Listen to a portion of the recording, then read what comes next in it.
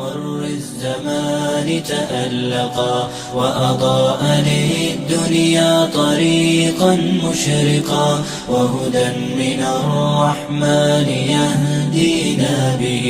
للصالحات وللمكارم والتقى هذا كتاب الله أعذب منهل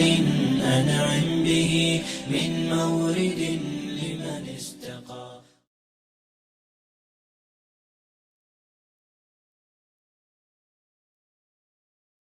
اب آیت نمبر 88 سے پھر 94 تک منافقین کی مختلف قسموں کا بیان ہے، اور یہ انسٹرکشن دی گئی ہیں کہ ان کے ساتھ کیسے برتاؤ کرنا ہے۔ اصل میں ہوا یہ تھا کہ جب اس وقت جب مسلمان مدینہ کے اندر ایک ان کو تمکن مل گیا تھا، اور اس کے بعد وہاں پہ ایک اسلامک سوسائٹی وجود میں آ گئی تھی، تو اس وقت بھی کئی ایسے مسلمان تھے کہ جو وہاں پہ نہیں ہجرت کر کے آئے تھے، وہ ان علاقوں میں موجود تھے جو کفار کے علاقے تھے۔ اب ان کے ساتھ کیا کرنا ہے، کیسے برتاؤ کرنا ہے؟ اب یہ وہ کشیدہ حالات چل رہے تھے جب مسلمانوں کی جھڑپیں ہوتی رہتی تھیں ان قبائل کے ساتھ، تو مسلمان اس حوالے سے بڑے کنفیوز تھے کہ کیا کیا جائے۔ اب ظاہری بات ہے، لڑائی ہوگی تو مسلمان بھی مارا گیا تو پھر اس کا وبال مسلمانوں کے اوپر آئے گا، تو پھر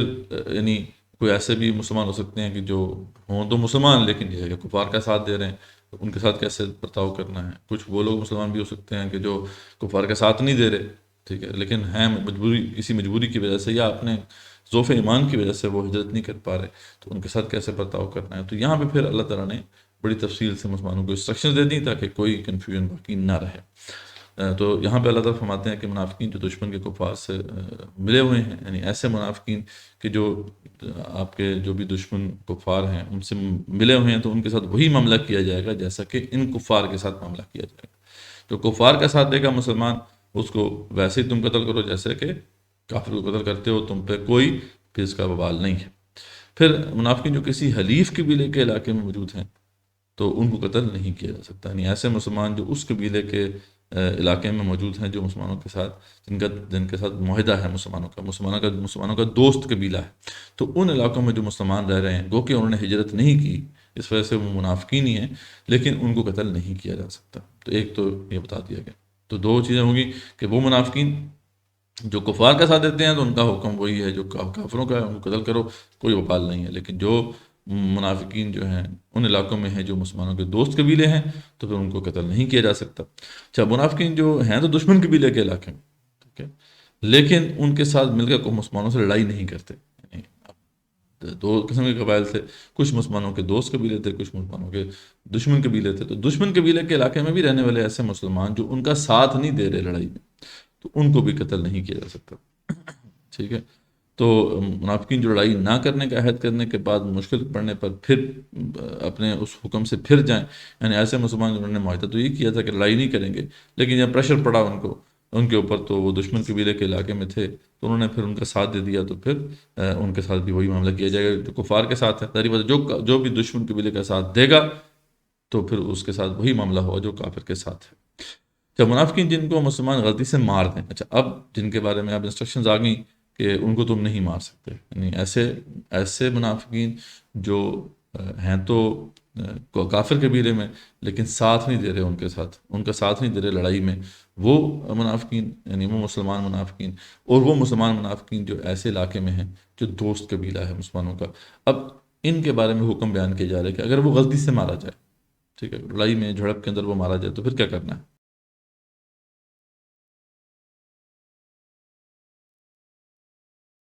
اب یہاں پر آیت نمبر 95 سے لے کے 100 تک جو ہے بڑا اہم مقام ہے، خاص طور پہ جو آیت 95 ہے وہ اس لحاظ سے بہت اہم ہے کہ ہم اس سے پہلے ایک بیانیے کا ذکر کر چکے ہیں کہ جہاد و قتال فی سبیل اللہ کے حوالے سے اللہ تعالیٰ کا ایک بیانیہ قرآن میں موجود ہے، اور اس کا سلسلہ سورہ بقرہ سے شروع ہوا اور ابھی وہ سلسلہ جاری ہے، اور یہ پورے قرآن میں ہم دیکھیں گے کہ اس کا ذکر ہوگا۔ اور یہ بیانیہ کیا ہے کہ اللہ تعالیٰ نے یہ بار بار تاکید کے ساتھ اور ایمفسائز کر کے بیان کر دیا ہے کہ جہاد و قتال فی سبیل اللہ پر فرض ہے۔ سب سے پہلے تو یہ بات کلیئر ہے، اس کے بعد اللہ تعالیٰ نے اس کی حکمتیں بھی بیان فرمائی ہیں کہ اگر تم ایسا نہیں کرو گے تو کفار تو کرتے رہیں گے تم سے جہاد، اور تم پہ غالب آ جائیں گے یہاں تک کہ تمہیں پھر دین سے مرتد کر دیں گے، اس لیے یو ہیو ٹو فائٹ۔ اچھا، پھر یہ بیان کر دیا گیا کہ جہاد و قتال فی سبیل اللہ اگر نہیں ہے تو ایمان نہیں ہے، ٹھیک ہے، ایمان کی علامت ہی یہ ہے کہ تم جہاد و قتال فی سبیل اللہ تم کرتے ہو، اگر تم نہیں کرو گے تو ایمان نہیں ہے، یہ دونوں لازم اور ملزوم ہیں، یہ بھی بات بالکل واضح ہے۔ پھر ہم دیکھتے ہیں کہ اللہ نے یہ واضح فرمایا کہ اگر جہاد و قتال فی سبیل اللہ نہیں ہوگا تو زمین میں فساد پھیل جائے گا، پھر جہاد و قتال فی سبیل اللہ نہیں ہوگا تو جتنی بھی عبادت گاہیں ہیں وہ تباہ ہو جائیں گی، ویران ہو جائیں گی۔ تو یعنی یہ اتنی واضح بات ہے کہ اس کو کوئی ڈینائی نہیں کر سکتا، اس کے خلاف بات نہیں کر سکتا۔ لیکن یہ آیت نمبر 95 بظاہر ایسی آیت معلوم ہوتی ہے کہ جو اس بیانیے کے خلاف جو ہے جس میں بات کی گئی، لیکن ایکچولی یہ بات نہیں ہے۔ لیکن بعض لوگوں نے یہی کیا کہ جو قرآن کے ساتھ ظلم کیا کہ بلکہ یہ انٹلیکچوئل ڈس آنیسٹی ہے کہ آپ کسی کی بات کو کوٹ کریں اور آؤٹ آف کانٹیکسٹ کو کوٹ کر دیں، یا جو اس کا مطمع نظر ہے اس کو غلط طریقے سے پورٹرے کریں۔ اور یہاں تو مسئلہ اللہ کا ہے، خالق کائنات کا ہے، آپ اس کو مس کوٹ کر کے اب سوچیں کہ کیا اپنے سر پہ آپ وبال لے رہے ہیں۔ تو یہاں پہ یہ ایک طرف رکھیں وہ پورا بیانیہ، اور اس آیت کو دیکھیں تو اس کی بنیاد پر اب ایک نیا بیانیہ کھڑا کیا جا رہا ہے جو کہ غلط ہے۔ تو ہم اس کو پڑھ لیتے ہیں اور پھر دیکھتے ہیں کہ ایکچولی اس کی تشریح کیا ہے۔ تو اللہ تعالیٰ فرماتے ہیں کہ لا يستوي القاعدون من المؤمنین غیر اولی الضرر والمجاہدون فی سبیل اللہ باموالہم وانفسہم، ٹھیک ہے، کہ برابر نہیں ہو سکتے۔ اللہ تعالیٰ فرماتے ہیں کہ وہ لوگ جو بیٹھے رہیں مومنین میں سے اور بغیر کسی عذر کے، اور وہ مجاہدین جو کہ اللہ کے راستے میں جہاد کر رہے ہیں اپنی مالوں اور اپنی جانوں سے۔ فضل اللہ المجاہدین باموالہم وانفسہم علی القاعدین درجہ، اللہ تعالیٰ نے جو مجاہدین ہیں اللہ کے راستے میں جو جہاد کرنے والے ہیں اپنی مالوں اور جانوں سے، ان کو ایک درجہ فضیلت دی ہے ان لوگوں کے اوپر کہ جو بیٹھے رہے۔ یعنی یہاں بات فضیلت کی آ گئی، یعنی یہ بات نہیں کی جا رہی کہ اس کے بغیر نجات نہیں ہے۔ تو یعنی یہ تو پھر آپشن ہو گیا کہ جو جہاد کریں گے وہ بھی ٹھیک ہیں اور جو بیٹھے رہیں گے وہ بھی ٹھیک ہیں، اور اس کے اوپر مزید یہ بات آ گئی وَكُلًّا وعد اللہ الحسنى، اور دونوں کے ساتھ اللہ تعالیٰ کا اچھا وعدہ، سب کے ساتھ اللہ تعالیٰ کا اچھا وعدہ ہے۔ وفضل اللہ المجاہدین علی القاعدین اجرا عظیما، اور پھر دوبارہ اس بات کو ایمفسائز کر دیا گیا کہ اللہ تعالیٰ نے مجاہدین کو بیٹھے رہنے والوں پر بہت بڑا اجر جو ہے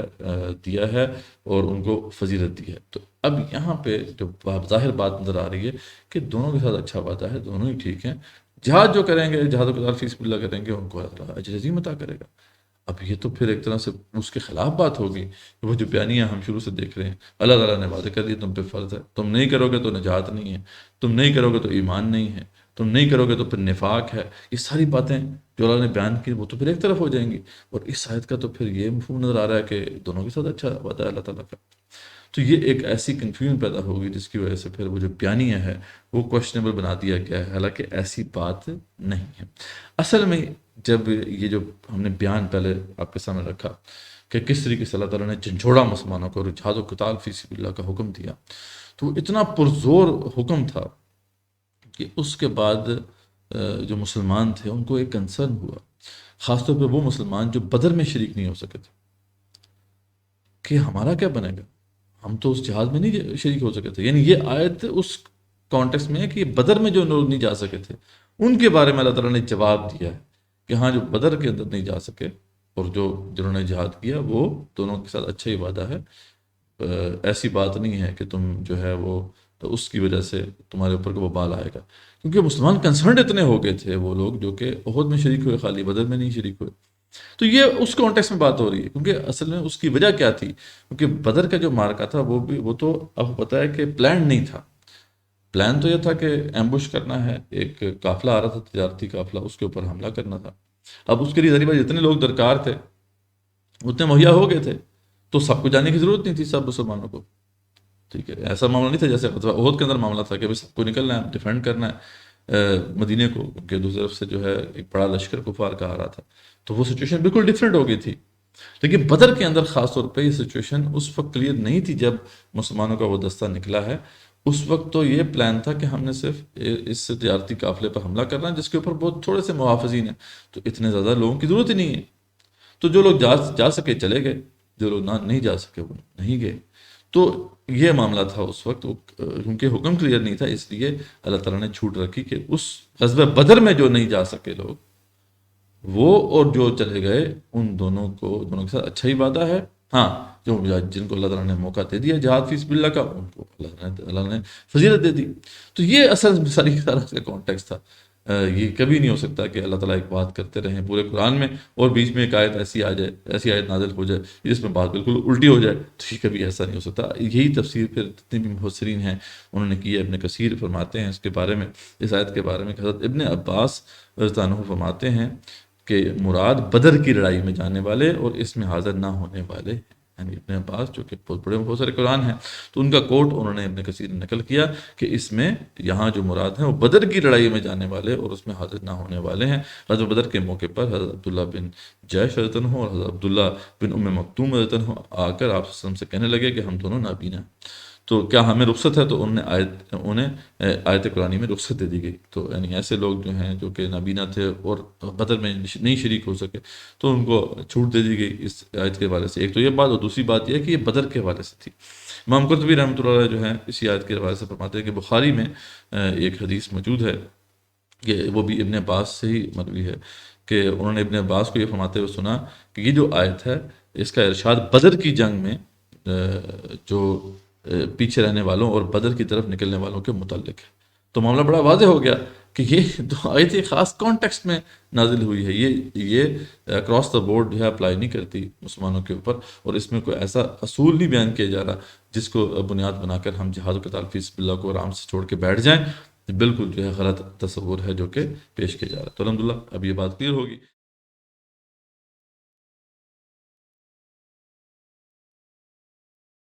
اس کے بعد پھر ہجرت کا حکم ہے۔ اللہ فرماتے ہیں کہ جو لوگ بھی ہجرت نہیں کر رہے، کیونکہ اس سے پہلے واضح کر دیا گیا تھا کہ وہ مسلمان جو ہجرت نہیں کر رہے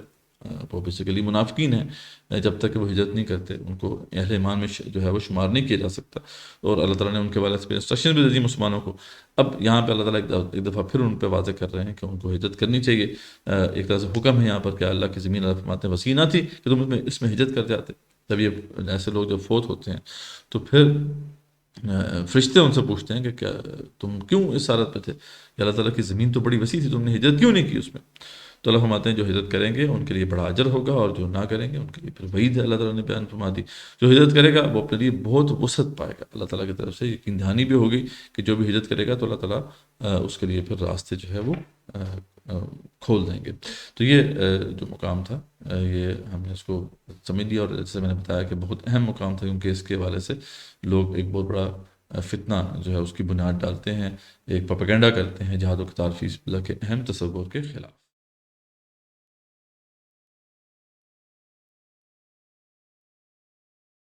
اب آیت نمبر 101 سے لے کے 104 تک جو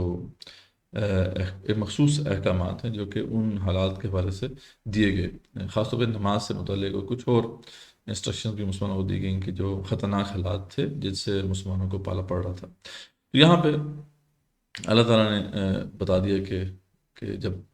اس طرح تمہارے لیے مشکل ہوتی ہے، جب تم باہر نکلتے ہو، خوف کی کیفیت ہوتی ہے، تو پھر نماز قصر کا حکم آ گیا۔ بعد میں حکم پھر یہ برقرار رہا، یعنی عام حالات پہ بھی جب تم سفر کی حالت میں ہو تو تم قصر کر سکتے ہو۔ آپ صلی اللہ علیہ وسلم نے پھر یہ واضح فرما دیا، یہ مسند احمد میں حدیث موجود ہے اور صحیح مسلم میں بھی ہے کہ اللہ کی طرف سے تمہارے لیے صدقہ ہے، اس کے صدقے کو قبول کرو۔ ورنہ عام حالات میں جو ہے پہلے اس کا معاملہ نہیں تھا، لیکن بعد میں جب یہ حکم آپ صلی اللہ علیہ وسلم واضح کر دیا کہ اب جنگ کے حالات نہیں ہیں تب بھی تم قصر نماز پڑھ سکتے ہو، بلکہ تمہیں پڑھنی ہے جب تم سفر میں ہو۔ اس طرح صلاۃ الخوف کا ذکر آ گیا کہ خاص طور پہ اس وقت جب کہ مسلمانوں کا معاملہ یہ تھا کہ ہر وقت خطرات جو ہے منڈلا رہے تھے، تو کیسے نماز پڑھیں؟ اگر وہ سارے کے سارے نماز پڑھنا شروع کر دیں گے تو جو بھی کافر ہیں وہ پھر ایمبوش کر سکتے ہیں اور مسلمانوں کو نقصان ہو سکتا ہے۔ تو ایک انسٹرکشن دے دی گئی کہ تم صلاۃ الخوف پڑھ لیا کرو۔ اس کا طریقہ پھر مختلف طریقے آئے ہیں کہ ایک رکعت نماز جو ہے وہ امام ایک پارٹی کو پڑھا دے، دوسری پارٹی اس وقت جو ہے وہ پیرا دے، اور پھر دوسری رکعت جو ہے وہ پیچھے آ کے وہ پارٹی پڑھے جو پیرا دے رہی تھی، اور پہلی پارٹی جا کے جو ہے وہ پیرا دینا شروع کر دے۔ اور اس طریقے سے اس کی مختلف صورتیں ہیں جو کہ کتب احادیث میں آئی ہیں، آپ تفصیلات دیکھ سکتے ہیں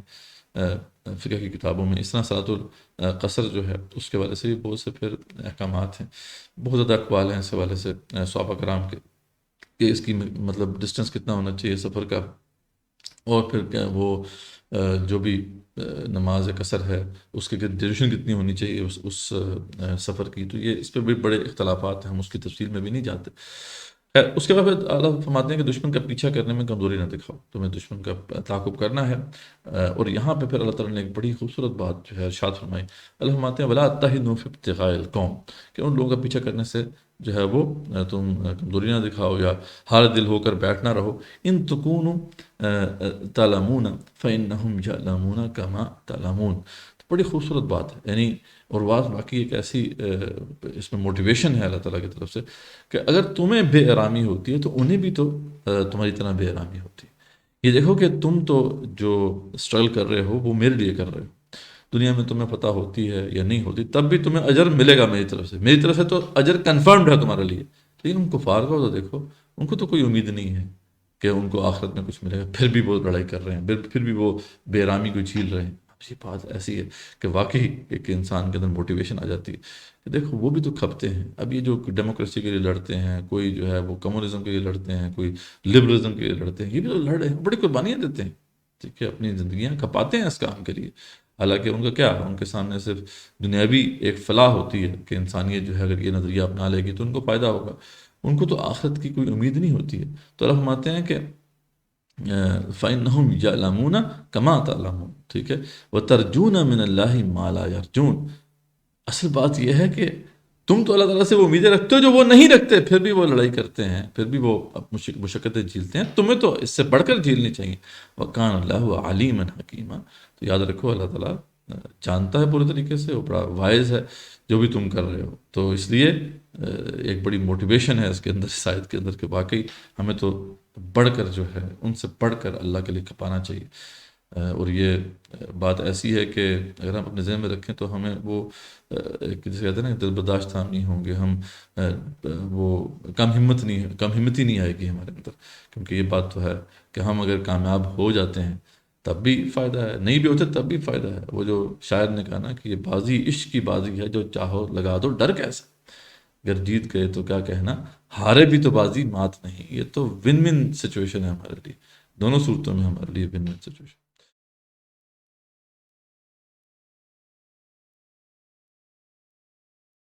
اس سے آگے آیت نمبر 105 سے پھر 115 تک اس میں مختلف پھر جو ہیں انسٹرکشنز ہیں۔ ایک تو عدل کرنے کے حوالے سے بڑی واضح آیات ہیں، اللہ فرماتے ہیں کہ عدل کرو، اور اللہ نے واضح کیا کہ خیانت کرنے والوں کی طرفداری کرنے سے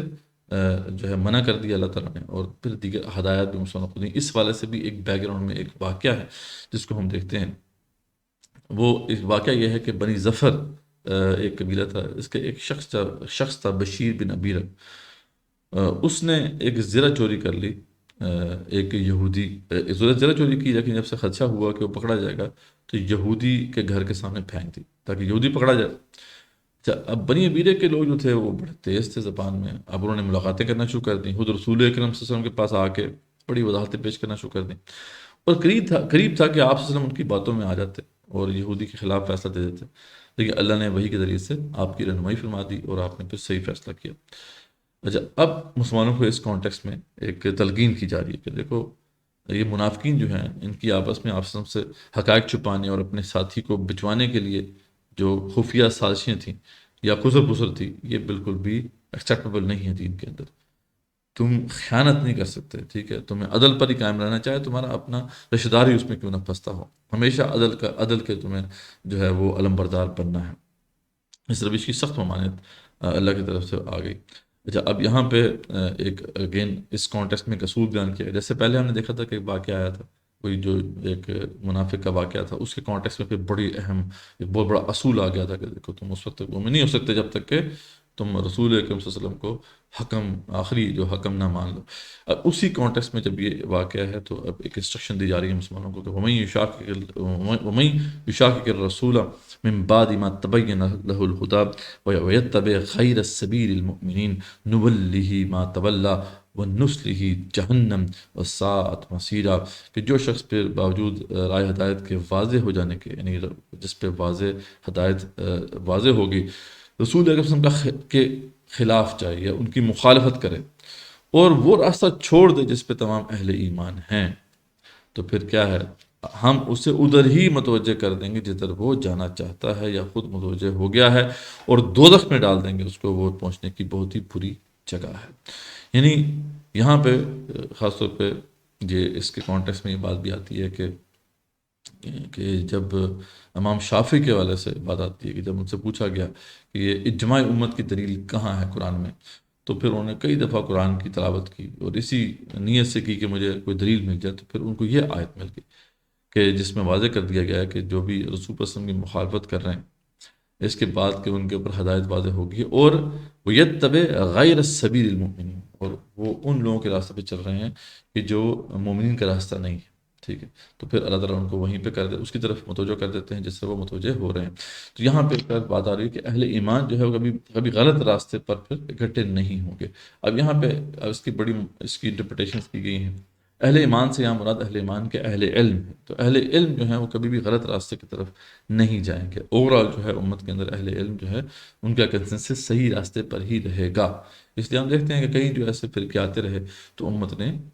بحث مجموعی یہی فیصلہ کیا کہ وہ اہل سنت والجماعت میں شامل نہیں ہیں۔ بیچ میں اختلافات ضرور ہیں لیکن کوئی ایسا فرقہ نہیں ہے اہل سنت والجماعت کے اندر کہ جو بالکل ہی جو ہے اس راستے سے ہٹ گیا ہو۔ ہاں جو ایسا آیا تو پھر امت نے اس کے اوپر یہی فیصلہ صادر کیا کہ یہ غلط گروہ ہے۔ تو یہ ایک طرح سے اجماع امت کے حوالے سے ایک دلیل بھی بنتی ہے۔ اور یہاں پہ ایک اور بڑا خطرناک معاملہ واضح کیا گیا ہے کہ ایک شخص اگر ہدایت واضح ہونے کے باوجود بھی مخالفت کرے اللہ کے حکم کی یا رسول وسلم کے حکم کی، تو اللہ تعالیٰ پھر اس کو اسی طرف متوجہ کر دیتے ہیں، یعنی اس کو اسی طرف کنونس کر دیتے ہیں کہ تم لگے رہو اس طرف۔ تو یہ بہت ایک اہم معاملہ ہے کہ ہدایت واضح ہونے کے بعد پھر اس طریقے سے روش نہیں ہونی چاہیے۔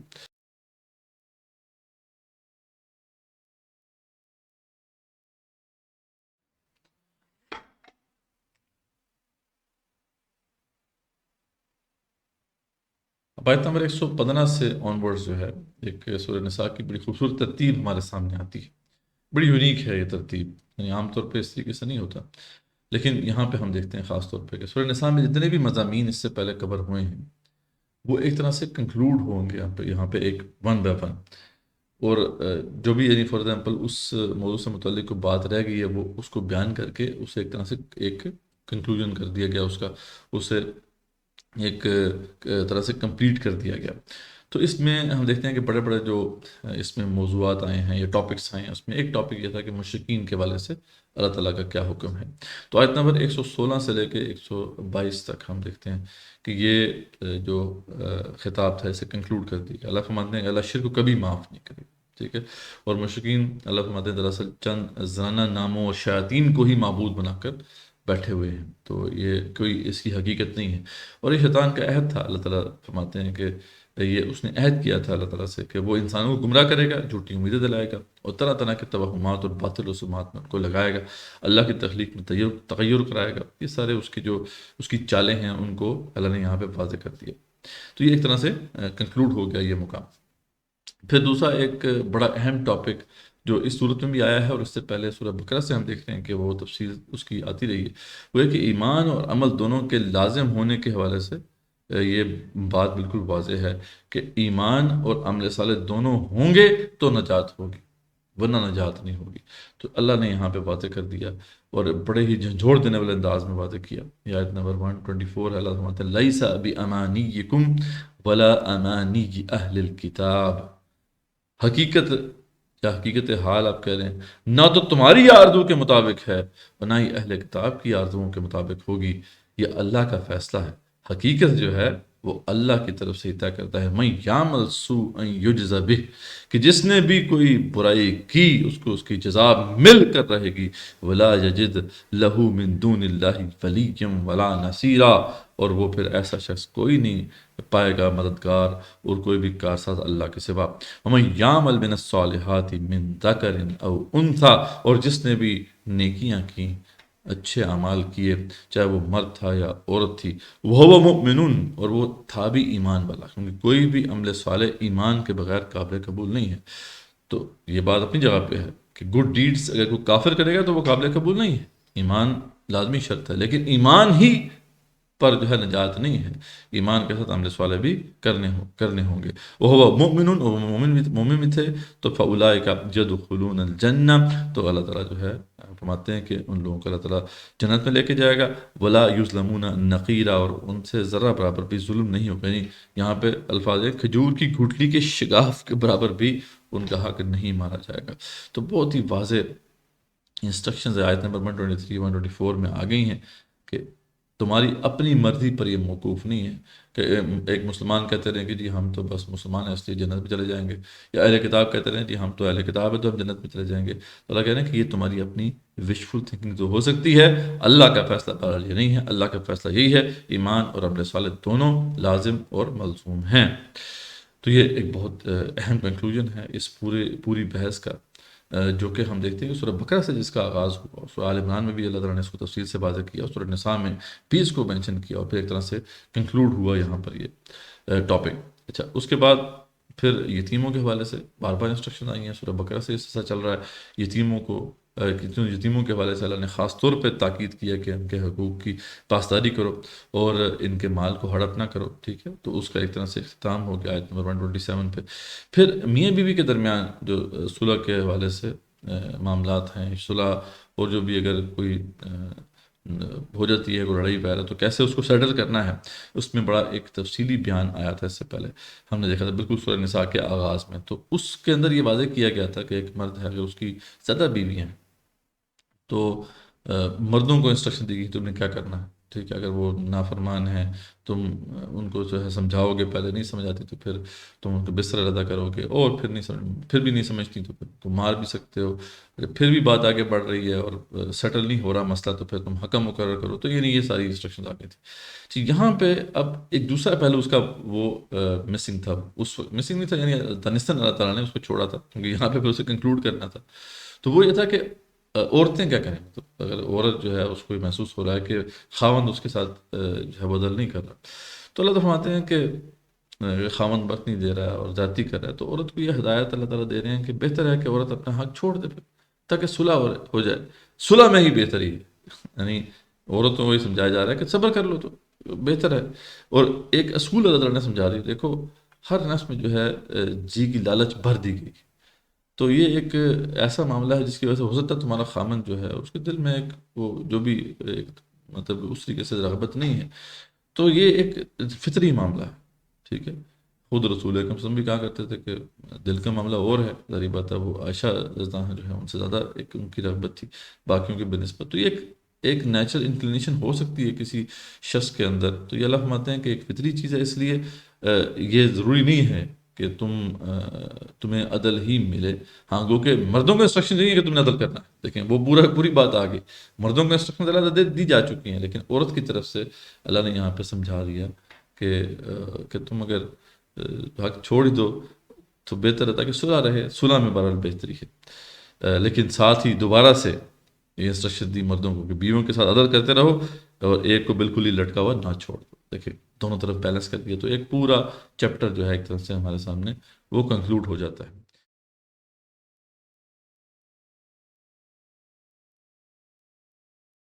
اب جو ایک اور بڑا اہم موضوع جو پوری صورت کے اندر ہمیں بڑے واضح طور پہ نظر آتا ہے وہ جہاد و قتال فی سبیل اللہ ہے، اور اس پہ جو بھی ایک تاکیداً باتیں کی گئی ہیں وہ تو ہم نے ایکسپلین کر چکے ہیں۔ تو اب اس خطبے کا جو کنکلوژن ہے وہ دیکھیں کتنا خوبصورت ہے، یہ آیت نمبر 131 سے پھر 134 تک یہ آیات ہیں، اور بہت ہی پاورفل، بہت ہی زبردست آیات ہیں۔ اللہ فرماتے ہیں وَلِلَّهِ مَا فِي السَّمَاوَاتِ وَمَا فِي الْأَرْضِ، سٹارٹ دیکھیں کہاں سے ہو رہا ہے، کیونکہ جب یہ جہاد و قتال فی سبیل اللہ کی بات آتی ہے تو فوراً دل کے اندر ایک خوف پیدا ہوتا ہے، ظاہری بات ہے کہ جب آپ نے اللہ کے دین کے لیے آگے نکلنا ہے تو جان کو جو ہے وہ ہتھیلی پہ رکھ کے نکلنا ہے، جان بھی جا سکتی ہے، نقصان ہو سکتا ہے۔ تو یہاں پہ اللہ تعالیٰ نے جو تسلی دی ہے اہل ایمان کو، واقعی یعنی ایسا یہ مقام ہے کہ انسان کے دل سے جو ہے وہ موت کا خوف نکال سکتا ہے اگر صحیح معنی میں اس کو سمجھ لیا جائے، بہت زبردست مقام ہے اس لحاظ سے۔ اللہ فرماتے ہیں وَلِلَّهِ مَا فِي السَّمَاوَاتِ وَمَا فِي الْأَرْضِ، پہلی بات تو یہ کان کھول کے سن لو، اور اللہ ہی کا ہے جو بھی آسمانوں میں ہے جو بھی زمین میں ہے، یہ مالک ارض و سما تم سے بات کر رہا ہے، اس کو کبھی نہ بھولنا، یعنی یہ اس انداز ہے اس کا۔ وَلَقَدْ وَصَّيْنَا الَّذِينَ أُوتُوا الْكِتَابَ مِن قَبْلِكُمْ وَإِيَّاكُمْ، اور یقیناً ہم نے یہی وصیت کی تھی اہل کتاب کو بھی اور تم سے پہلے، اور اب تمہیں بھی یہی نصیحت اللہ تعالیٰ کر رہے ہیں، یہی وصیت کر رہے ہیں کہ ان اتقوا اللہ، صرف اللہ سے ڈرو، صرف اللہ سے ڈرو، وَإِن تَكْفُرُوا، اب تھریٹنگ انداز، اور اگر تم نے اس سے روگردانی کی، کفر کیا، فَإِنَّ لِلَّهِ مَا فِي السَّمَاوَاتِ وَمَا فِي الْأَرْضِ، تو پھر کان کھول کے سن لو کہ میں مالک ارض و سما ہوں، اللہ ہی کا ہے جو بھی آسمان و زمین میں ہے، وَقَانَ اللَّهُ غَنِيًّا حَمِيدًا، اور یاد رکھو اللہ غنی ہے، اللہ کو تمہاری ضرورت پھر نہیں ہے، اور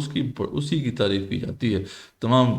ہستیاں، تمام مخلوقات اسی کی پھر شکر گزاری میں لگی ہوئی ہیں۔ اگر تم شکر گزاری نہیں کرو گے، اگر تم اللہ کی مدد نہیں کرو گے، اگر تم اللہ کے دین کے لیے جہاد نہیں کرو گے، تو اللہ تعالیٰ کو تمہاری کوئی پرواہ نہیں ہے۔ دو دفعہ یہ بات دہرائی جا چکی ہے، وَلِلَّهِ مَا فِي السَّمَاوَاتِ وَمَا فِي الْأَرْضِ، پھر فرماتے ہیں وَلِلَّهِ مَا فِي السَّمَاوَاتِ وَمَا فِي الْأَرْضِ، تیسری دفعہ اللہ تعالیٰ نے دہرایا، اور پھر کان کھول کے سن لو کہ مالک ارض و سما ہے جو تمہیں گارنٹی دے رہا ہے، یہ تمام زمین و آسمان میری ہے، ٹھیک ہے، یہ تمام میرے ہیں، وَكَفَى بِاللَّهِ وَكِيلًا، تو پھر تمہیں کوئی پرواہ، تمہیں اس پہ کوئی ٹینشن نہیں ہونی چاہیے کہ اللہ ہی جو ہے کافی ہے کارساز ہونے کے اعتبار سے۔ جب اللہ مالک ارض و سما تمہیں گارنٹی دے رہا ہے کہ تمہیں کچھ نہیں ہوگا، تو تمہیں پرواہ کس بات کی ہے، کس بات کی ٹینشن ہے؟ تم لڑو اللہ کے راستے میں، اللہ تعالیٰ تمہاری پروٹیکشن کرے گا، اللہ تعالیٰ تمہارا کارساز ہے، تمہارا ولی ہے، تو پھر تمہیں کس بات کی پریشانی ہے؟ میں مالک ارض و سما، تمام زمین و آسمان میں جو کچھ ہے میرا ہے، جب میں تمہیں گارنٹی دے رہا ہوں، جسٹ امیجن کہ جب یہ پھر اس طرح سوچتے ہیں کہ وہ جس کے ہاتھ میں ہر شے ہے، جو کن فیکون کی طاقت رکھنے والا ہے، جب وہ کہتا ہے کہ میں تمہارا ساتھ دوں گا، میں تمہاری پروٹیکشن کروں گا، تو پھر اس کے بعد خوف کدھر بنتا ہے؟ خوف تو بنتا ہی نہیں ہے۔ بڑا ریئر ہے مقام، عربوں میں یہ ایک قاعدہ تھا کہ جب کسی بات کو تاکیداً کرنا ہوتا تھا تو 3 دفعہ دہراتے تھے، تو بہت کم مقامات ہیں قرآن میں ایسے جہاں پہ اللہ تعالیٰ نے 3 دفعہ ایک بات کو دہرا کر کہا۔ اس سے پہلے ہم نے دیکھا تھا سورہ بقرہ میں، جب وہ تغییر قبلہ کا معاملہ آیا تھا، قبلہ شفٹ ہوا تھا، تو وہاں پہ کیونکہ پروپیگنڈا اتنا کر دیا تھا انہوں نے، مشرکین نے بھی اور اہل کتاب نے بھی، تو اللہ تعالیٰ نے 3 دفعہ وہاں پہ واضح کیا، ٹھیک۔ تو یہاں پہ بھی 3 دفعہ اللہ تعالیٰ اس بات کی گارنٹی دے رہے ہیں، میں مالک ارض و سما تمہیں کہہ رہا ہوں، تمہیں کیا پریشانی؟ اچھا، یہ جب سمجھا دیا اللہ تعالیٰ نے، تو اب اللہ تعالیٰ جو ہے اگین تھریٹننگ انداز میں کہتے ہیں کہ ان یشاء یذھبکم ایھا الناس، اور اے لوگو اگر تم نے پھر بھی میری بات نہیں مانی، اس گارنٹی کے بعد بھی، جو اتنی بڑی میں نے تمہیں گارنٹی دے دی ہے، اس کے بعد بھی تم نے روگردانی کی، اے لوگو یاتی بھی آخرین، تو پھر ہم تمہیں ریپلیس کر دیں گے دوسروں سے، جاؤ۔ میں اگر نہیں اس گارنٹی سے کوئی جو ہے تمہارے اندر فرق پڑتا تو جاؤ، پھر اللہ کو تمہاری ضرورت نہیں ہے۔ پہلے بھی اللہ نے بیان کر دیا اللہ غنی ہے، اس سے اللہ کو کوئی فرق نہیں پڑے گا، تمہاری جگہ پہ دوسرے اللہ تعالیٰ لوگ لے آئیں گے۔ وَقَانَ اللَّهُ عَلَىٰ ذَٰلِكَ قَدِيرًا، اور یاد رکھو اللہ سے پوری طرح قدرت رکھتا ہے، اللہ تعالیٰ قادر ہے اس بات پر۔ مَنْ كَانَ يُرِيدُ ثَوَابَ الدُّنْيَا فَعِندَ اللَّهِ ثَوَابُ الدُّنْيَا وَالْآخِرَةِ، اور جو بھی یاد رکھو کہ تو دنیا کی جو تم خیر چاہتے ہو، تو یاد رکھو کہ اللہ کے پاس دنیا کی بھی خیر ہے اور آخرت کی بھی خیر ہے۔ تو جو دنیا کی خاطر جو ہے اپنے دین کے معاملے کو چھوڑ دیتا ہے، اپنی آخرت کو داؤ پہ لگا دیتا ہے، تو اس کو کیا فائدہ ہوگا؟ جو دین کے لیے اپنا سب کچھ کھپائے گا، اللہ فرماتے ہیں اس کو دنیا بھی ملے گی، آخرت بھی ملے گی۔ دنیا اور آخرت میرے پاس، ہمارے پاس دنیا کے بھی لحاظ سے دیکھا جائے تو سب سے بہتر معاملہ تمہارے لیے ہے، اور آخرت کے لیے بھی خیر ہی خیر ہے۔ وَكَانَ اللَّهُ سَمِيعًا بَصِيرًا، اور یاد رکھو اللہ تعالیٰ سنتا دیکھتا ہے، تمہارے معاملات کو اچھی طرح اللہ تعالیٰ دیکھ رہا، ہلا دینے والا مقام ہے۔ جسٹ امیجن کہ اگر اس بات کو ہم صرف سمجھ لیں تھوڑی دیر کے لیے، جب اس راستے میں ہم کھڑے ہوتے ہیں، یقیناً اپنی جان جو ہے اس کو ہمیں ہتھیلی پر لے کر نکلنا ہے، یقیناً اس میں بہت سی مشکلات ہمارے سامنے آ سکتی ہیں، ہمیں جان سے جہاد ہونا پڑ سکتا ہے، لیکن یہ بات کتنی بڑی ہے کہ مالک ارض و سما وہ ہماری پشت پر ہے، وہ ہماری پروٹیکشن کر رہا ہے۔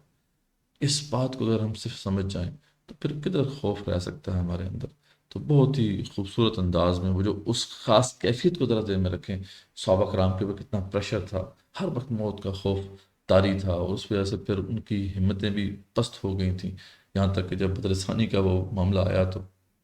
نہیں آگے بڑھ سکے، وہی جو بتبا بچری ان کے اندر کمزوری تھی، لیکن پھر اللہ تعالیٰ نے جب جھنجھوڑا تو پھر نکل گیا۔ لیکن یہ ہے کہ اس کا کتنا خوبصورت کنکلوژن ہے، یعنی اس سے بہتر کنکلوژن ہو نہیں سکتا تھا اس پورے خطبے کا، تو یہاں پہ اس بات کو کنکلوڈ کر دیا گیا۔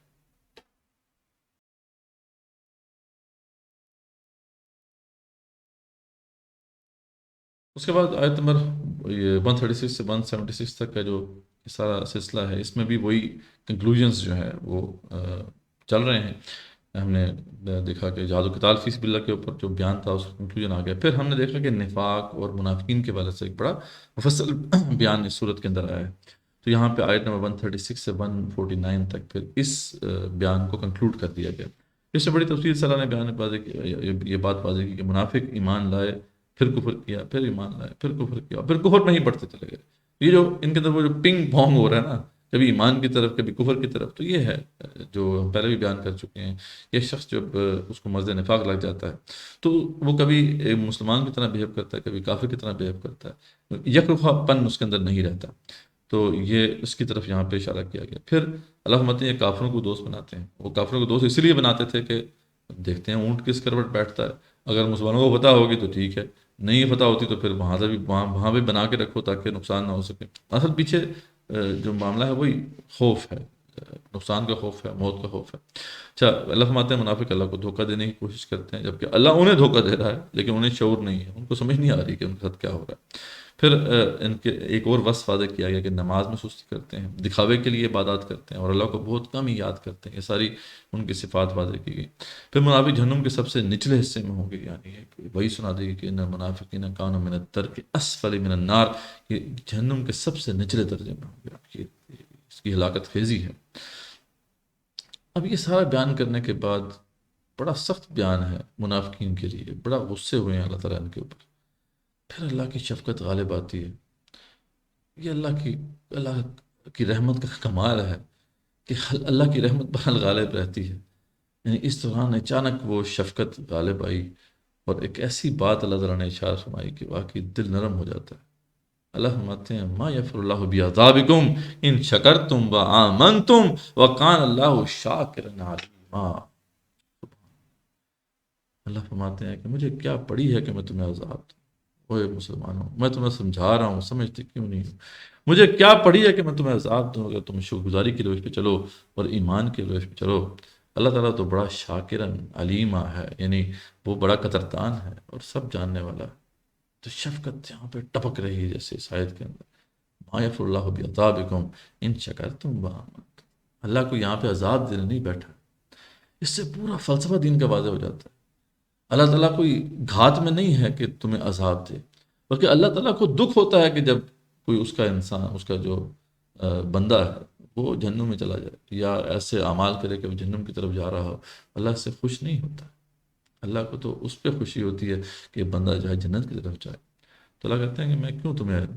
جو ہے عذاب دوں گا اگر تم شکرگزاری پہ چلو، شکرگزاری کی روش پہ چلو اور ایمان کی روش پہ چلو۔ اللہ تعالیٰ تو قدردان ہے اور علم والا ہے۔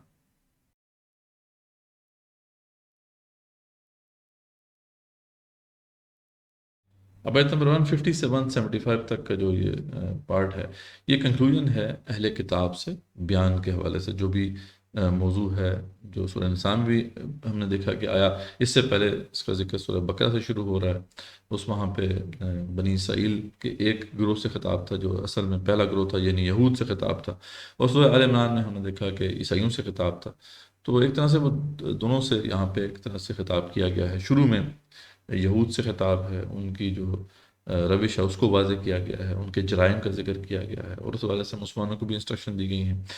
تو یہ یہاں پہ کیونکہ ہم تفصیل کور کر چکے ہیں اس کی پہلے، تو یہ اس کی ایک طرح سے سمری ہے یہاں پر، اور ان کو بھی تنقید کی گئی ہے۔ اچھا، اس کے بعد پھر خاص طور پر ان کے اس قول کو واضح کیا گیا ہے کہ وہ یہ کہتے تھے کہ ہم نے عیسیٰ ابن مریم علیہ السلام کو قتل کیا ہے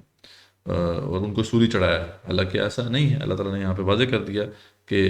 یہ وہ اعتراف تو کرتے ہیں لیکن حالانکہ ایسا نہیں ہے، انہوں نے نہ تو عیسیٰ علیہ السلام کو قتل کیا ہے نہ ہی انہیں سولی چڑھایا ہے۔ اصل معاملہ یہ ہے کہ ان کے لیے مشتبہ کر دیا گیا۔ اب یہ کیا شبہ لاحق ہوا اس حوالے سے، کسی کے پاس بھی کوئی صحیح انفارمیشن نہیں ہے۔ وہ شبہ کیا تھا اس میں، اس کے حوالے سے ڈفرینٹ پھر موقف ہیں مفسرین کے۔ ایک قول یہ ہے کہ ان 12 حواریوں میں سے ایک جو تھا اس نے غداری کی تھی، تو اللہ تعالیٰ نے سزا کے طور پر اسی پر جو ہے عیسیٰ السلام کی شبیہ جو ہے وہ ڈال دی، یہاں تک کہ جب وہ رومی فوجیں آئی ہیں پکڑنے کے لیے عیسیٰ علیہ السلام کو، تو وہ دراصل انہوں نے اس حواری کو پکڑا اور اس کو سولی چڑھایا، عیسیٰ علیہ السلام کو اللہ تعالیٰ نے اس طریقے سے زندہ سلامت اٹھا لیا تھا۔ اور دوسری پھر ایک رائے یہ ہے کہ ان 12 حواریوں میں سے ہی ایک نے جو ہے پیش کیا تھا اپنے آپ کو کہ آپ مجھے اس حوالے سے استعمال کریں تاکہ آپ سیف رہیں۔ جو بھی اللہ تعالیٰ کا پلان ہے وہ عیسیٰ علیہ السلام نے واضح کر دیا ہوگا ان کے سامنے۔ تو انہوں نے پھر جو ایک حواری تھے انہوں نے اپنے آپ کو پیش کیا، اللہ تعالیٰ نے ان پر وہ شبیہ ڈال دی عیسیٰ علیہ السلام کی، اور پھر اسی حواری کو پھر جو ہے لے کے وہ گئے ہیں اور سولی چڑھایا ہے اور شہید کیا ہے۔ تو بہرحال اصل معاملہ اگین جب اللہ تعالیٰ فرما رہے ہیں کہ مشتبہ کر دیا ہے تو اب کسی کو بھی کچھ پتہ نہیں ہے کہ کیا ہوا، لیکن یہ بات تو بڑی کلیئر ہے، اللہ تعالیٰ نے واضح کر دیا کہ نہ تو ان کو قتل کیا گیا نہ ہی ان کو سولی چڑھایا گیا، ان کو اللہ تعالیٰ نے زندہ سلامت اٹھا لیا۔ اچھا، اس کے بعد اللہ تعالیٰ نے پھر دیگر انبیاء کا ذکر کیا ہے کہ ہم نے تیری طرف یعنی آپ وسلم کی طرف وہی بھیجی ہے جیسے ہم نے نور علیہ السلام پر وہی بھیجی تھی، اور ان نبیوں پر بھی جو اس کے بعد آئے یعنی ابراہیم علیہ السلام ہے، اسماعیل علیہ السلام ہے، اسحاق اور یعقوب علیہ السلام، اور پھر ان کی اولادیں ہیں آگے پھر عیسیٰ علیہ السلام، ایوب اور یونس اور ہارون اور سلمان علیہ السلام، یعنی ایک طرح سے تمام انبیاء کا ذکر ہو گیا، پر وہی بھیجی، اور ہم نے داؤد علیہ السلام کو زبور عطا کی۔ تو یہ دیگر انبیاء پہ جو ہم نے وہی بھیجی ہے، اس طرح آپ کے اوپر بھی ہم جو ہے یہ نازل کر رہے ہیں وہی۔ تو یہ پیغام اصل میں وہی ہے، دین وہی ہے جو کہ دیگر انبیاء علیہ السلام لے کر آتے رہے، ہاں شریعتوں میں فرق ہے جیسے ہم پہلے ذکر کر چکے ہیں۔ تو یہ بیان کرنے کے بعد اللہ فرماتے ہیں کہ یہ تو وہ ہے جن کا ہم نے ذکر کر دیا، کئی انبیاء ایسے ہیں جن کا ذکر بھی نہیں کیا علیہ السلام ہم نے آپ سے۔ تو یہ سارا سلسلہ تھا۔ ہاں، ان کو بھیجا کیوں تھا، اس حوالے سے بڑی ہی ایک اہم آیت ہے جو آیت نمبر 165، اللہ فرماتے ہیں رسولا مبشرین و منذرین، یعنی یہ تمام رسول تھے علیہ السلام جن کو ہم نے بھیجا بشارت دینے والا بنا کر، ڈرانے والا بنا کر، لِأَلَّا يَكُونَ لِلنَّاسِ عَلَى اللَّهِ حُجَّةٌ بَعْدَ الرُّسُلِ، تاکہ لوگوں کے پاس اللہ کے خلاف روز محشر کوئی حجت باقی نہ رہے، یعنی لوگ یہ نہ کہہ سکیں کہ جی ہم تک تو بات پہنچی نہیں تھی۔ تو اس لیے اللہ فرماتے ہیں کہ یہ ہم نے اس کا اسی لیے بندوبست کیا تو لوگوں کے پاس کوئی جواز باقی نہ رہے۔ وَكَانَ اللَّهُ عَزِيزًا حَكِيمًا، اور اللہ تعالیٰ جو ہے بہت ہی قدرت والا اور بہت ہی حکیم ہے۔ اس حوالے سے ایک بڑا فتنہ والی بات ہے کہ ہمارے ہاں وہ پیدا کرنے کی کوشش کی گئی ہے کہ جی تمام حجت کیونکہ اب نہیں ہو سکتا تو اب ہم کسی کو کافر نہیں ڈکلیئر کر سکتے۔ یہ تو رسولوں کے ساتھ لنک تھا، رسول اکرم صلی اللہ علیہ وسلم آخری رسول تھے، وہی تمام حجت کر سکتے تھے، تو اب کیونکہ وہ چلے گئے ہیں تو اب تمام حجت ہم نہیں کر سکتے، اس لیے آپ کسی کو کافر نہ کہیں، اور اس طریقے اسی لیے آپ جہاد و قتال بھی نہیں کریں گے آپ کسی کافر سے کہ اس کے اوپر اللہ کا حکم نافذ کریں۔ تو یہ ایک فتنہ آپ کو پتہ ہے کہ ایک ہمارے ملک کی بڑی مشہور شخصیت ہیں ان کی طرف سے یہ شروع کیا گیا ہے، حالانکہ یہ بات نہیں ہے، یہاں پہ ایک طرح سے رد آ گیا ہے اس کا کہ دیکھیں اللہ ہمارے ہیں کہ ہم نے رسولوں کو اس لیے بھیجا تاکہ قیامت والے دن وہ ہمارے خلاف لوگ کھڑے نہ ہو سکیں کہ جی ہمیں تو پتہ نہیں تھا۔ اگر یہ بات صحیح مان لی جائے اس فلسفے کو جو کہ وہ پیش کر رہے ہیں تو اس کا مطلب یہ ہے کہ رسول اکرم صلی اللہ علیہ وسلم کے بعد اب قیامت تک آنے والے جو بھی انسان ہیں ان کے پاس جواز ہے اللہ کے خلاف، وہ حجت لے کے کھڑے ہو جائیں گے اللہ تعالیٰ ہمیں تو پتہ ہی نہیں چلا۔ حالانکہ یہ بات بالکل غلط ہے، اللہ تعالیٰ اپنی بات کے خلاف نہیں کر سکتے، ٹھیک ہے، یہ تو اللہ تعالیٰ پر ایک توہین ہو جائے گی، کیونکہ اللہ تعالیٰ نے فرما دیا اللہ تعالیٰ عزیز بھی ہے، اس پہ قدرت رکھتے ہیں، اور حکیم بھی ہیں، باعث بھی ہیں۔ یہ تو اللہ تعالیٰ کی وزڈم کے اوپر شک کرنے والی بات ہے، اللہ تعالیٰ کے علم کو رد کرنے والی بات ہے، اللہ تعالیٰ کی قدرت کو رد کرنے والی بات ہے، ایسی بات نہیں ہے۔ اس لیے اللہ نے اس کا بندوبست کیا جس کا ذکر ہم پہلے کر چکے ہیں کہ رسول اکرم صلی اللہ علیہ وسلم کے بعد ہاں اب رسول موجود ہے لیکن اب وہ امت کی شکل میں ہے، یہ ذمہ داری کار رسالت کی اللہ تعالیٰ نے امت کو دے دی، ابھی امت کو جو ہے گواہی دینی ہے، وہی گواہی دیں گے تمام انسانوں کے اوپر کہ ان تک بات جو ہے وہ جو بھی اللہ تعالیٰ کی بات ہے اس کو انہوں نے پہنچا دیا، اور اس امت کے اوپر رسول اکرم صلی اللہ علیہ وسلم نے گواہی دینی ہے، اور اس لیے اللہ تعالیٰ نے پھر وہ اسپیشل ارینجمنٹ کی، کتاب کو محفوظ کر دیا، وہی کی اب ضرورت نہیں ہے اس لیے کیونکہ کتاب محفوظ ہو گئی، اور معجزہ جو کہ رسول کو چاہیے ہوتا ہے، بینات جیسے قرآن میں کہا گیا ہے، وہ بینات جو ہیں وہ ان میں اگر دیکھیں تو اب یہ قرآن مجید ہے جو بینہ ہے، اور یہ بھی اللہ تعالیٰ نے جو ہے مسلمانوں کو دے دی اور اس کو محفوظ بھی کر دیا، تو اب قیامت تک آنے والے انسانوں کے پاس کوئی جواز نہیں ہے، اگر کوئی بھی امتی ان تک پہنچتا ہے اس پیغام کو لے کر تو ان کے اوپر تمام حجت ہو سکتی ہے۔ تو یہ ایک جو ہے اس فلسفے کا رد بھی اس آیت میں ایک طرح سے آ گیا۔ اس کے بعد پھر اللہ تعالیٰ خاص طور پہ اہل کتاب کو یہ بتا رہے ہیں، اس میں جہاں پہ زیادہ جو خطاب ہے وہ عیسائیوں سے ہے کہ انہوں نے غلوف کیا، اور یہ اہل کتاب یعنی یہود نے بھی غلوف کیا تھا، اور ہم بھی غلوف کرتے ہیں۔ غلوف کیا ہے؟ یعنی اللہ فرماتے ہیں یا اہل الکتاب لا تغلو فی دینکم، تو دین میں غلوف مت کرو، یعنی جو جتنا بتایا گیا ہے اس سے آگے مت بڑھو، کیونکہ یہ عقیدے کے معاملات اتنے نازک ہوتے ہیں کہ اس میں تھوڑی سی بات آگے پیچھے ہو جائے تو بات کہیں سے کہیں پہنچ جاتی ہے۔ اب یہاں پہ اس کی پوری ہسٹری ہے کہ اگر اس کو ہم غور سے دیکھیں تو واقعی ہمیں سمجھ میں آتا ہے کہ چھوٹی سی بات تھی، اس میں غلوف کر کے پھر عیسائیوں نے پھر ایسے عقائد گھڑے کہ بالکل جو ہے ان کا جو دین ہے وہ شرک کا پرندہ بن کے رہ گیا۔ جب بات کیا بتائی گئی تھی انہیں، اب کتنے غلوف تھے ان کا ذکر یہاں پہ ایک طرح سے ضمن آ گیا ہے۔ اللہ فرماتے ہیں بلا تقولوا علی اللہ الا الحق، اور دیکھو اللہ کے اوپر وہ باتیں نہ لگاؤ جو حق کے علاوہ ہیں، یعنی اپنے پاس سے من گھڑت باتیں نہ اللہ سے منسوب کرو۔ انما المسیح عیسی ابن مریم رسول اللہ وکلمتہ القاها الی مریم روح منہ۔ اب اس میں اللہ تعالیٰ نے اصل حقیقت عیسیٰ علیہ السلام کی واضح کر دی کہ دیکھیں ایک تو وہ اللہ کے رسول ہیں، دوسرا ہے کہ اللہ کے کلمہ ہیں جس کو القاء کیا گیا مریم کی طرف، اور وہ روح من، اور اللہ کی روح میں سے ہیں۔ تو فآمنوا باللہ ورسولہ، تو اس لیے ایمان لاؤ صحیح طریقے سے اللہ پر اور اس کے رسولوں پر علیہ السلام۔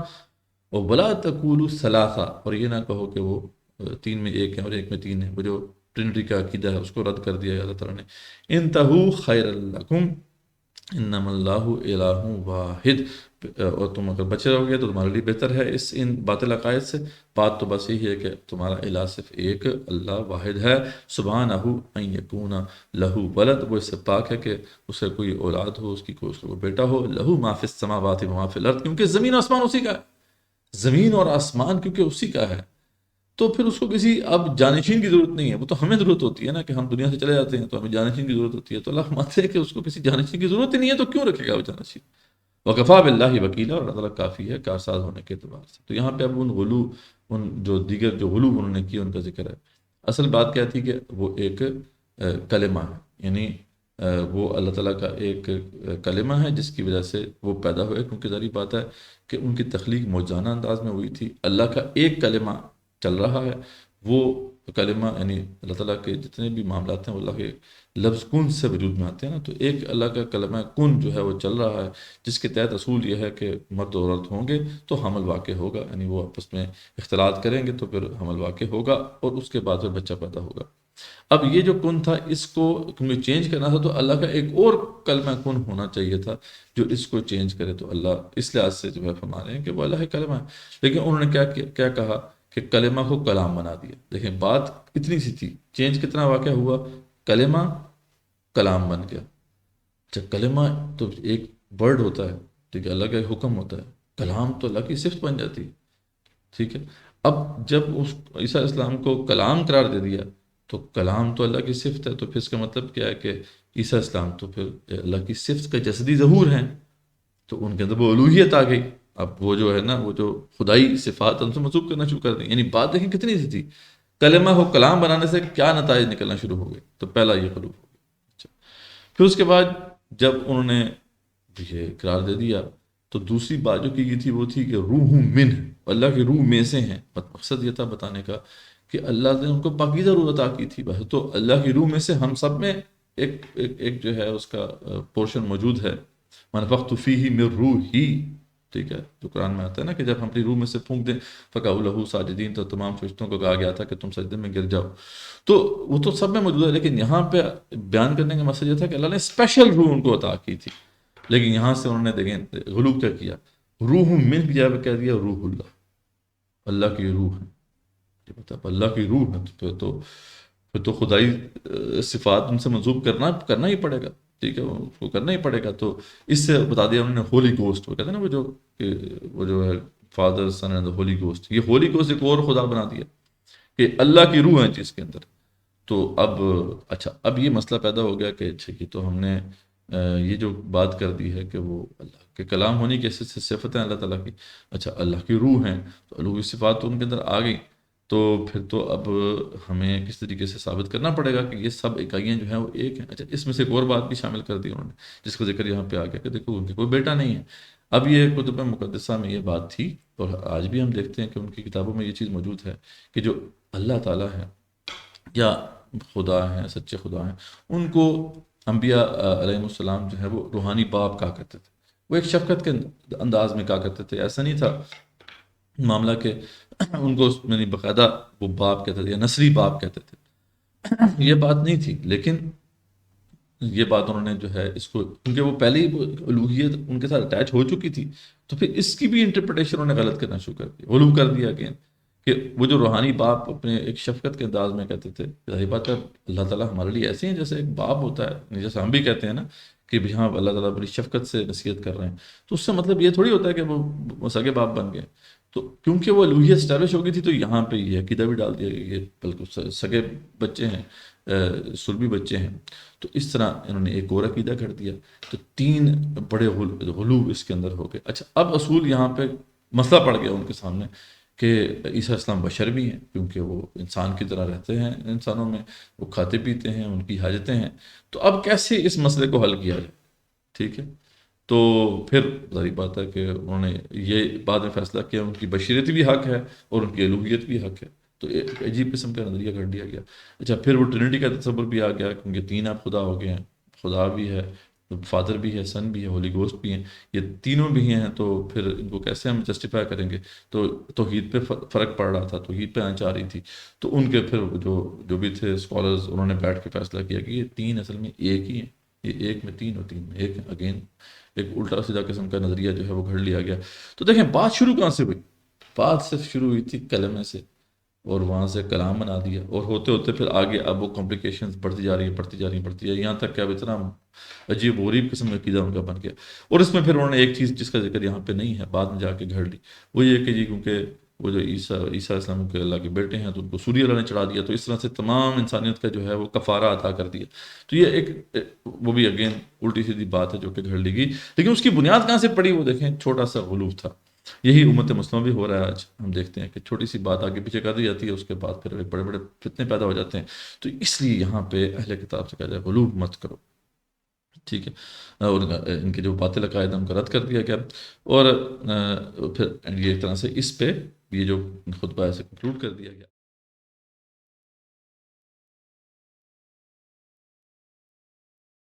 اب آخری جو خطبہ آخری جو موضوع ہے، ٹاپک ہے، اسے کنکلوڈ کیا گیا، وہ وراثت کا مسئلہ تھا. وراثت کے حوالے سے پہلے احکامات آ گئے تھے. اب اس میں ایک ایسے شخص کا مسئلہ زیر بحث نہیں آیا تھا کہ جس کا نہ تو کوئی ماں باپ ہو، نہ ہی اس کے نیچے اس کی اولاد ہو، تو پھر اس کی جو ہے وراثت کیسے تقسیم ہو؟ ایسے اس کو کلالہ کہتے ہیں. تو اس پہ پھر یہاں پہ اس کی تفصیلات واضح کر کے سورہ نساء کو کنکلوڈ کر دیا گیا. اور اس طرح سورہ نساء کا بھی ہم نے اختتام کر لیا، اور 5واں پارہ بھی ہمارا کنکلوڈ ہو گیا. تو انشاءاللہ اب نیکسٹ سیشن ہمارا سورہ مائدہ سے ہم اس کا آغاز کریں گے. اور جو ہمارا 6واں پارہ ہے اس کا آغاز تو ہو گیا ہے، ہم اس کو آگے لے کے چلیں گے انشاءاللہ. کل اب سے ملاقات ہوگی. وآخر دعوانا الحمدللہ رب العالمین، الصلاۃ والسلام علی رسولہ وعلی آلہ وصحبہ اجمعین برحمتک یا ارحم الراحمین.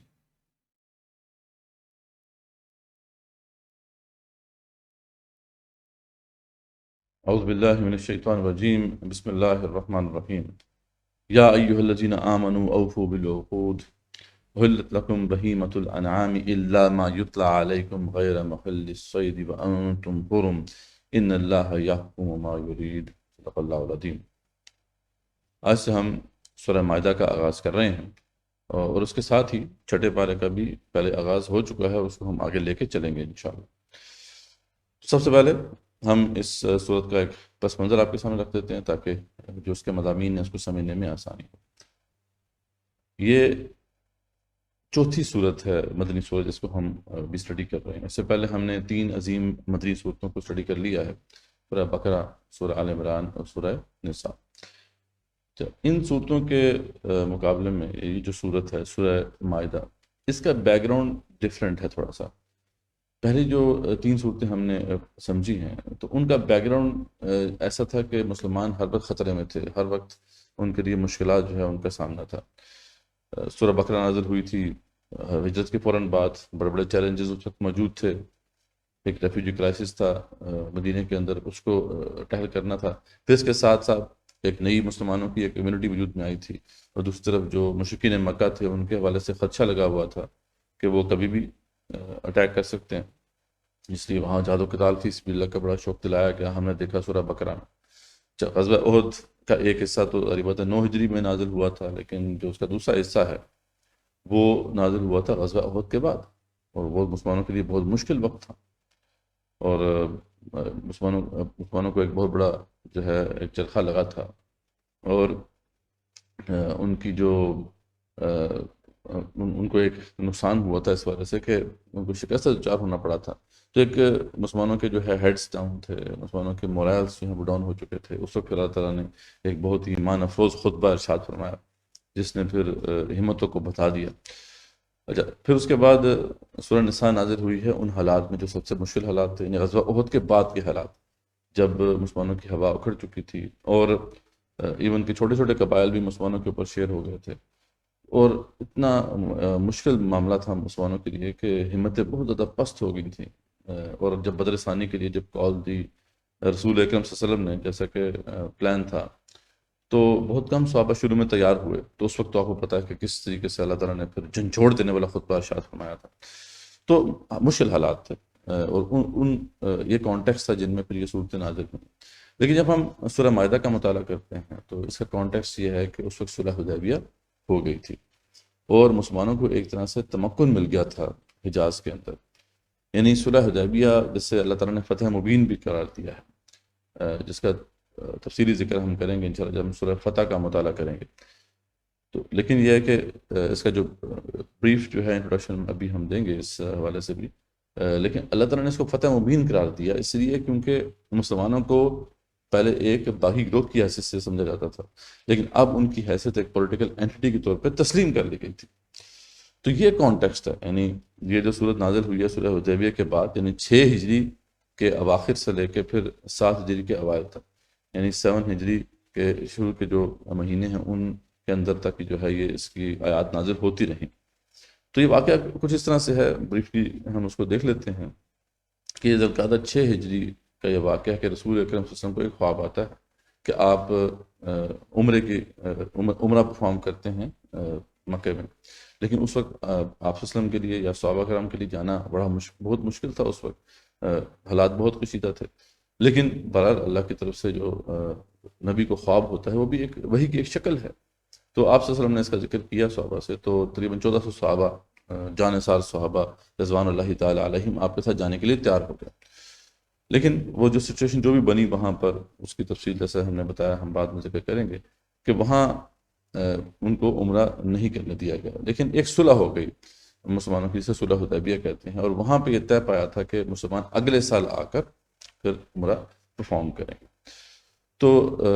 اس کانٹیکس میں بالکل آغاز میں ہی کچھ انسٹرکشنز دی گئی ہیں، کیونکہ یہ مسلمانوں کا حق تھا کہ وہ وہاں جا کے عمرہ کریں، کیونکہ اللہ کے گھر سے کوئی بھی کسی کو نہیں روک سکتا، اس لیے جو مشرکین نے ایسا کام کیا تو یہ عین ممکن تھا کہ مسلمانوں کے دل میں وہ نفرت کے جذبات ابھریں، اور وہ بھی پھر ان لوگوں کو جو کہ حج کی نیت سے جانا چاہتے ہیں یا بیت اللہ کی زیارت کی نیت سے جانا چاہتے ہیں، تو کہ ان کو وہ بھی روکنے کی کوشش کریں بدلے میں۔ تو اللہ تعالیٰ نے شروع میں واضح کر دیا کہ دیکھو ایسا تم نے نہیں کرنا، ٹھیک ہے، تم نے ہر حال میں عدل و قسط پر برقرار رہنا۔ خیر، تو یعنی یہاں سے اس صورت کا آغاز ہوتا ہے، اور اس کے بعد پھر وہ جو اس کے بعد کے مخصوص حالات ہیں ان میں پھر مسلمانوں کو انسٹرکشنز دی گئی ہیں۔ اس وقت تک مسلمانوں کی جو ریاست تھی وہ کافی وسعت اختیار کر گئی تھی، نجد کا پورا علاقہ، پھر شام کا علاقہ، ریڈ سی کے آس پاس کے جو علاقے تھے، بحر احمر کے آس پاس کے جو علاقے تھے، اور مکے کی حدود ساری اس میں شامل ہو چکی تھی۔ احد میں جو مسلمانوں کو زخم لگا تھا وہ مسلمانوں کے لیے بڑا فائدہ مند ہوا تھا، مسلمانوں نے وہاں سے جو لیسنز لرن کیے اور اس کے اوپر کیپٹلائز کرتے ہوئے انہوں نے ایک بہت بڑا اٹیک تھا جو غزوہ احزاب کے اندر ان کے اوپر ہوا تھا، ایک بہت بڑا الائنس ان کے اوپر حملہ آور ہوا تھا۔ سرزمین عرب کی تاریخ کے اندر اتنا بڑا لشکر جو ہے اس سے پہلے حملہ آور نہیں ہوا تھا، لیکن اس کے باوجود مسلمانوں نے جو ہے اس حملے کو اوائڈ کیا، اور اس کے بعد ہی یہ طے کر دیا گیا تھا، اور رسول اللہ صلی اللہ علیہ وسلم نے بتا بھی دیا تھا صحابہ کرام کو رضوان اللہ تعالی علیہم کہ یہ آخری دفعہ ہے کہ عرب تمہارے اوپر چڑھ کر آئے ہیں، اب تم ان کے اوپر چڑھائی کرو گے، ٹھیک ہے، یعنی مشرکین عرب کا بھی آخری حملہ تھا جو تم نے اوائڈ کر دیا۔ اور ایسا ہی ہوا. اس کے بعد پھر جو ہے صلح حدیبیہ ہوگی اور پھر اس کے بعد حالات بالکل جو ہے ایک دوسرے رخ پہ آگے پروان چڑھ گئے. اچھا اسی طریقے سے دیگر جو قبائل تھے ان کا زور بھی اس وقت تک ٹوٹ چکا تھا، اور خاص طور پہ جو یہود قبائل تھے ان کا زور ٹوٹ چکا تھا. ان کو یا تو بے دخل کر دیا گیا تھا یا ان کے جو مرد تھے ان سب کو جو ہے وہ قتل کر دیا گیا تھا. اب یہاں پہ مسلمانوں کی ایک صحیح معنی میں تہذیب وجود میں آ گئی تھی، ایک تمدن وجود میں آ گیا تھا، اور اس حوالے سے ہم دیکھتے ہیں کہ جو احکامات ہیں ان کا اجرا بھی ہو چکا تھا، اللہ کی طرف سے نازل ہو چکے تھے وہ، اور وہ نافذ بھی ہو رہے تھے. اگر ہم اس کی لسٹ سامنے رکھیں تو مساجد اور نماز باجماعت کا نظام پورے طریقے سے نافذ ہو رہا تھا، دیوانی اور فوجداری قوانین کا نفاذ پورے طریقے سے ہو رہا تھا، یعنی جو کرمنل لا ہے اور سیوک لا ہے دونوں نافذ تھے. پھر دیگر جو پنشمنٹس ہیں جیسے بغاوت کی سزا ہے وہ نافذ تھی، فساد فی الارض کی سزا نافذ تھی، سراقہ یعنی ڈاکہ زنی جو ہے اس کی سزا نافذ تھی، چوری کی سزا نافذ تھی. پھر لین دین اور خرید و فروخت سے متعلق جو اسلامی تعلیمات ہیں وہ پورے طریقے سے امپلیمنٹڈ تھیں. ڈومیسٹک لا کو اگر ہم دیکھتے ہیں تو وہ بھی پوری طریقے سے نافذ تھا، جیسے وراثت کے قوانین، نکاح اور طلاق سے متعلق جو دیگر انسٹرکشنز ہیں وہ بھی نافذ ہو رہے تھے. پھر جو بہت بڑا سوشل ایول ہے فحاشی اور زنا، اس کا استحباب کے لیے پورا جو فریم ورک ہے اسلام کا وہ نافذ تھا. اس میں پھر زنا اور قذف کی جو سزائیں ہیں وہ بھی نافذ تھی، اور قصاص سے متعلق جو احکامات ہیں وہ بھی نافذ ہو رہے تھے. اور یعنی ایک ایسا منظر ہمارے سامنے نظر آ رہا تھا کہ غیر مسلم بالکل مایوس ہو گئے تھے. مسلمانوں کو صحیح معنوں میں اگر ہم دیکھیں، اگر ہم سمرائز کریں تو کہ ان کا دور محکومی اب ختم ہو چکا تھا اور اب ان کو حکمرانی نصیب ہو چکی تھی، اور اسی حوالے سے ان کو پھر کچھ انسٹرکشنز دی گئی، یعنی جیسے ایک حاکموں کو انسٹرکشن دی جاتی ہیں. تو ہم دیکھتے ہیں کہ عدل و قسط کی بار بار تلقین کی گئی کہ مسلمان اب حاکم ہیں، ان کے پاس اتھارٹی ہے تو عدل پر ان کو ہر حال میں قائم رہنا ہے. دوسری بات جو اللہ نے جس کا بار بار اعادہ کروایا ہے یہاں پر کہ اللہ کے احکامات کے نفاذ کا عہد وفا کرنا ہے. یعنی بنی اسرائیل کی تاریخ سے بھی کچھ واقعات پیش کیے گئے، جیسے انہوں نے عہد کیا تھا لیکن بعد میں توڑ دیا، لیکن وہ اللہ تعالیٰ کے عذاب کے مستحق ٹھہرے. اس لیے مسلمانوں کو کہا گیا کہ تمہیں ایسا نہیں کرنا، تم نے یہ عہد وفا کرنا ہے. اور پھر اس کے بعد اہل کتاب سے جو خطاب کا سلسلہ جو سورہ بقرہ سے چل رہا ہے تو یہاں بھی جاری ہے. اور اب تو اب زیادہ ایک بہتر موقع تھا کیونکہ یہود کا زور ٹوٹ چکا تھا، اور جب تکبر کسی کا ٹوٹ جائے کسی قوم کا تو اس وقت وہ زیادہ اوپن ہو جاتی ہے، زیادہ ریسیپٹیو ہو جاتی ہے کہ وہ بات کو سمجھے گی. اس لیے ان کو آخری اور بڑا ہی جامع خطاب کیا گیا ہے. اور پھر کیونکہ صلح حدیبیہ کے بعد رسول اکرم صلی اللہ علیہ وسلم نے یہ فیصلہ کیا کہ اس دعوت کو اب سرزمین عرب سے جو ہے باہر بھی لے کے جانا ہے، اور وہاں پر زیادہ تر جو ہے عیسائی لوگ کا بات ہے تو اس لیے ان کو بھی دعوت دینا مقصود تھا. تو اسی وجہ سے یہود و نصارہ دونوں سے ایک بہت ہی اہم خطاب کیا گیا ہے، ان کو دعوت حق دی گئی ہے. تو یہ سورہ مائدہ کا بیک گراؤنڈ ہم نے آپ کے سامنے پیش کر دیا. اب ہم انشاءاللہ باقاعدہ سورہ مائدہ کا آغاز کرتے ہیں. لمن حفظ الكتاب بصدره فبدا وضيئا كالنجوم تألقا وتمثل القرآن في أخلاقه وفعاله فيه الفؤاد